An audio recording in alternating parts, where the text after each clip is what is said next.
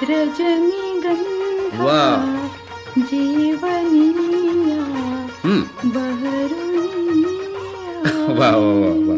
प्रतिमा, अनुराधा पौडवालांचं हे गीत तुला आत्ता कसं काय आठवलं बाई? अरे, आपण परवा नाही का अनुराधाजींना भेटलो? हम्म. तेव्हापासून त्यांचं प्रत्येक गाणं माझं गीत होऊन ओठावर घोळतंय. अरे वा वा. तुझ्या ओठावर नाही का येत त्यांची गीत? अगं येतात तर. प्रतिमा, परवा आपली त्यांच्याशी झालेली जी बातचीत आहे ना, हो. ती श्रोत्यांना ऐकवावी या विचारातच या मी शब्दात असा गुंफून गेलो होतो. खरं तर श्रोत्यांशी मी बोलत होतो बरं का. अरे, तो आनंद की नाही अगदी अवर्णनीय असाच होता. त्यांच्या रूपानं एक तृप्त स्त्रीच माझ्या डोळ्यासमोर आली त्या दिवशी. अरे, किती सोज्वळ दिसतात ना त्या. हो. किती नम्र. खरं सांगू का, त्यांच्या रूपानं रजनीगंधास मी प्रत्यक्ष समोर पाहत होते. अरे वा वा वा. अगदी गोऱ्या गोऱ्या पान, भाल प्रदेशावर हळद कुंकू रेखलेलं, गुलाबी ओठावर हलकीच ओष्ठ शलाका आणि पुन्हा तृप्त चेहरा. बघताना आठवलं ते त्यांचं रजनीगंधा जीवनिया बहरुनी आली.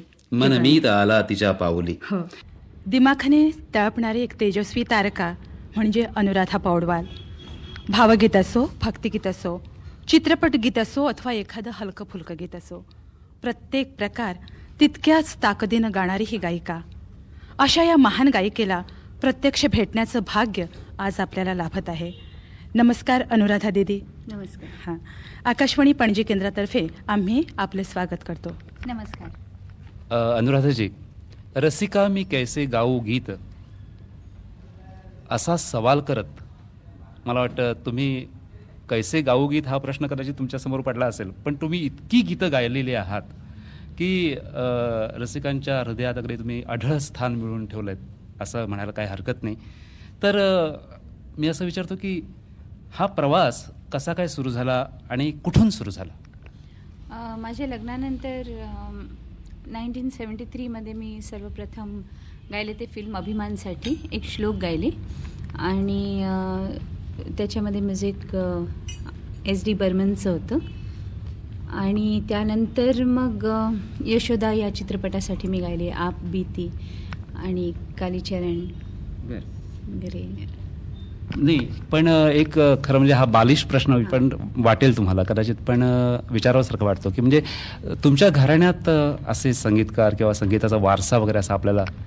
नाही, माझ्या आईला अतिशय आवड होतीच आणि ती स्वतः ओंकारनाथ ठाकूर यांची शिष्या होती, त्यामुळे तिची नेहमी इच्छा असायची. पण माझ्या लग्नानंतर मात्र माझे पती अरुण पौडवाल हे SD बर्मनचे असिस्टंट होते आणि त्यांनी असंच हा जो श्लोक आहे तो कंपोज करून त्यांनी माझ्या आवाजामध्ये घरच्या टेप रेकॉर्डरवरती रेकॉर्ड केला आणि त्यांनी ऐकवला. संगीत रसिकांना आपली ओळख झाली ती अनुराधा पौडवाल ह्याच नावानं. म्हणजे हिरा जसा कोंदण्यात बसवला तर तो जास्त खुलून दिसतो, त्याप्रमाणे एक हरहुंदरी कलाकार, एक व्यक्तिमत्व अरुण पौडवाल आपल्या जीवनात आले आणि त्यांनी आपल्याला खऱ्या अर्थानं खुलवलं. हां, असं नाही का? तर आता गायनाची सुरुवात आपण लग्नानंतरच केली की त्यापूर्वी आपण गात होता? आवड मला आधी होती आणि म्हणजे प्रोफेशनली नाही, पण प्रोफेशनली माझी जी गाण्याची सुरुवात झाली ती लग्नानंतरच. आणि ह्यात विशेष गोष्ट म्हणजे त्याला मी कारणीभूत म्हणेन माझे सासरे आणि माझी आत्ते सासू. आणि त्यांच्या दोघांची अतिशय इच्छा होती की मी प्लेबॅक सिंगर व्हावं. नुसतं गावं नाही, पण प्लेबॅक सिंगिंगमध्ये मी पदार्पण करून प्लेबॅक सिंगर व्हावं ही त्यांची इच्छा होती आणि तसं तसं त्यांच्या इच्छेप्रमाणे होत गेलं. अनुराधाताई, मी असं म्हणेन की एखाद्या कलाकाराला या एवढ्या मोठ्या कलासागरात पोहताना किंवा उभं राहताना असं म्हणूया आपण फार झगडावं लागतं परिस्थितीशी, असं काही आपल्या वाट्याला? नाही, मला असं वाटतं कुठलंही क्षेत्र असलं तरी पण ते ज्यावेळेला लाईमलाईटमध्ये आपण येतो तर त्यावेळेला ह्या सगळ्या गोष्टींचा सामना तुम्हाला करावाच लागतो. आणि ते विशेष करून if you are a lady तर ह्या गोष्टींचा डेफिनेटली पुष्कळ you have to fight harder. थोडंसं स्पष्टच विचारतो की तुम्ही ज्यावेळी या क्षेत्रात आलात, अगदी प्रसिद्ध नामांकित अशा कलाकारांचा जमाना नाही, मी होता. तुम्हाला एक गोष्ट सांगते की नॉर्मली लोकांचा असं समज आहे की झगडावं लागतं म्हणजे सिनियर्सशी झगडावं लागतं. असं हा नाही, गैरसमज आहे. असं नाहीये. तुम्हाला बऱ्याच गोष्टींशी झगडावं लागतं. सिनियर्सशी जर का जसं तुम्ही म्हणता की झगडावं लागतं, तर माझ्या पॉइंट ऑफ व्ह्यूनी इट इज मोर बिकॉज त्यांनी स्वतःला प्रूव्ह केलेलं असतं. हा समजलं की नाही, म्हणजे बाय क्वालिटी त्यांनी त्यांच्या मेहनतीने किंवा त्यांच्या senior not only because they are senior, पण त्यांनी चांगलं गाऊन ते एस्टॅब्लिश झालेले असतात. त्यामुळे you have to come up to a certain standard, you have to meet a certain standard. त्यामुळे परिश्रम हे तुम्हाला तितके करावेच लागतात. पण त्याच्या व्यतिरिक्त there are 1001 difficulties which you have to face. आणि ज्याला काही बेस नसते तर इट इज म्हणजे जर का तुम्हाला एक समजा एका आर्टिस्टने जर का स्टँडर्ड सेट केलेलं आहे आणि म्हणून तुम्हाला करायचं आहे, तर it's a very healthy thing, कारण तुम्ही you try to excel every time. पण जर का बेसलेस गोष्टी असतील आणि तर त्याला then it's very difficult to fight, because you don't know, म्हणजे नुसतं हवेमध्ये तलवार मारण्यासारखी असते ती. त्यामुळे those are things which really frustrate you, किंवा जे आपल्याला डिप्रेस करतात किंवा फ्रस्ट्रेट करतात, दे आर अदर थिंग्स. जी कॉन्क्रीट गोष्ट असते तर विच बाय मेहनतीने म्हणा, देवाच्या आशीर्वादाने तुम्ही हे करू शकता, तर त्याचे at least you know that what you are fighting for or what you are working hard for. I won't say fighting for, but to achieve a certain standard, तर तुम्हाला काहीतरी बेस असते. इथे म्हणजे there are so many things that you have to do. आणि मला असं वाटतं की it is more a training of your own mind which helps you ह्याच्यामध्ये. कारण त्याच्यामध्ये वेगवेगळ्या आता बऱ्याच लोकांनी अल्बम्स सुरू केलेले आहेत, तर there are other fields also.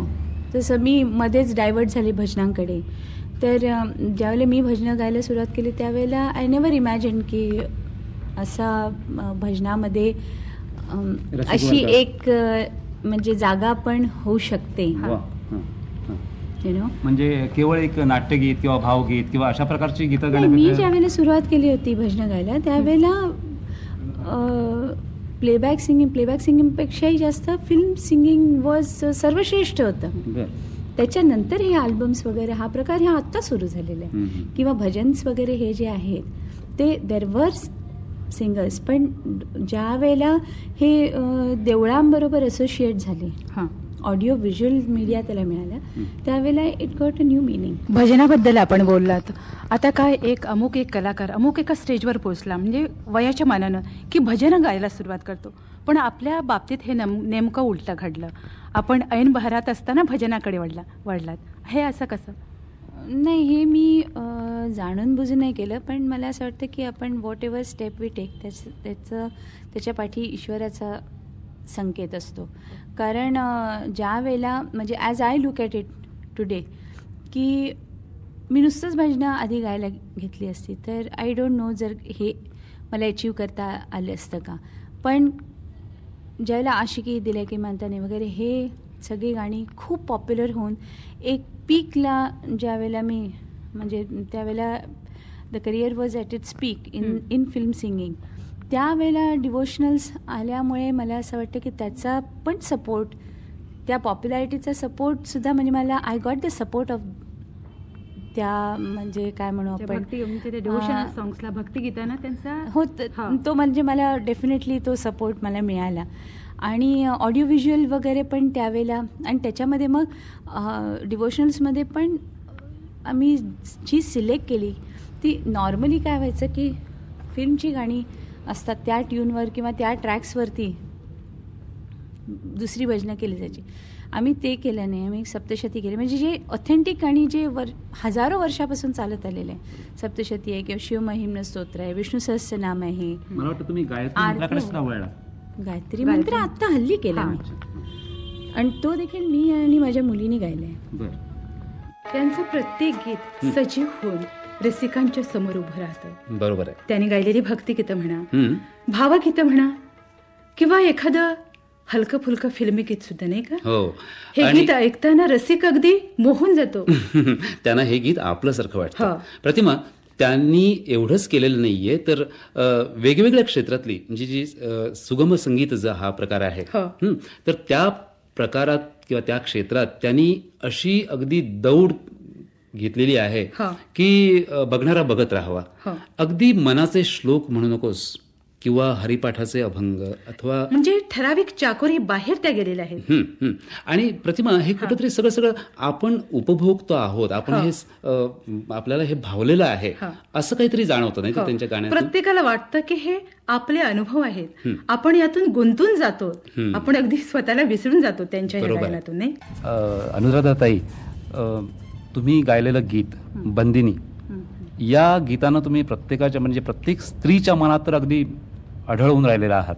आता थोडासा प्रश्न विचारतो, हे सगळं मान्य करून तुम्ही तुमच्या जीवनात वास्तविक आपल्या आयुष्याकडे आम्ही डोकावू नये, कोणीच डोकावू नये, पण तुम्ही आई किती आहात, पत्नी किती होता, स्त्री किती होता आणि कलाकार किती?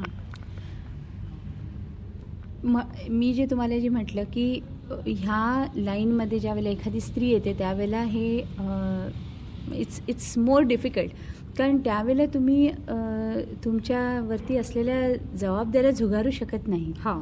आणि एस्पेशली मी म्हणेन की अप्रॉक्सिमेटली 7-8 वर्षापूर्वी, 6-7 वर्षापूर्वी वेन आय रिअलाइज्ड की म्हणजे मुलांना आपल्या नावा किंवा आपल्या पैशापेक्षा जास्त आईची गरज असते. त्यावेळेला मग माझ्या कामाचा टाईप मी अशा तऱ्हेने करून घेतला वेळा की नाव normally I am at home, ज्यावेळेला मुलं घरी असतात त्यावेळेला मी घरी असते आणि I work early in the morning 2-2.5 तास.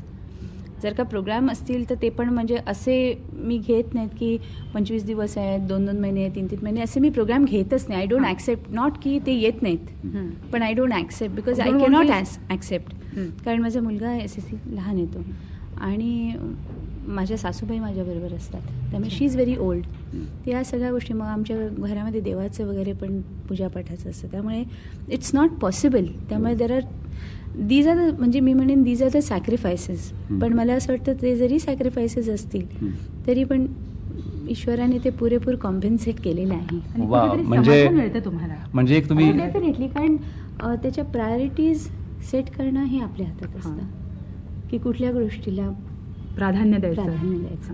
म्हणजे कलाकार स्त्रियांना आणि ज्या आपल्या अशा खास व्यवसायात गुंतून पडलेल्या आहेत अशा स्त्रियांना तुम्ही जाता जाता एकदम छुपा संदेश दिलेला आहे की नाही? डेफिनेटली, कारण अशी एक स्टेज माझ्याही आयुष्यामध्ये आली होती ज्यावेळेला मला एका म्युझिक डायरेक्टरनी सांगितलं होतं की नाही, you have to select between, म्हणजे कशाला प्रायोरिटी देण्यासाठी you have to give priority to music. तर त्यांना मी एवढंच सांगितलं होतं, म्हटलं की माझं हे जे प्रोफेशन आहे तर that has started after my children have been born. त्यामुळे ईश्वराने मला ते आधी दिल्यामुळे माय प्रायोरिटी इज दॅट. त्या दृष्टीने आपण फार भाग्यवान आहात. नाही, आणि लकीली फॉर मी एक मात्र आहे की माझ्या घरामधल्या सगळ्यांना म्युझिकचं फार आवड आहे, त्यामुळे तो एक support. Otherwise I don't know काय झालं, सहकार्याशिवाय कोणतीही गोष्ट आपण साध्य करू दोन्ही शकत मुलं नाही. म्युझिकमध्ये आहेत, त्यामुळे म्हणजे even though I am at home मी त्या वातावरणात असते.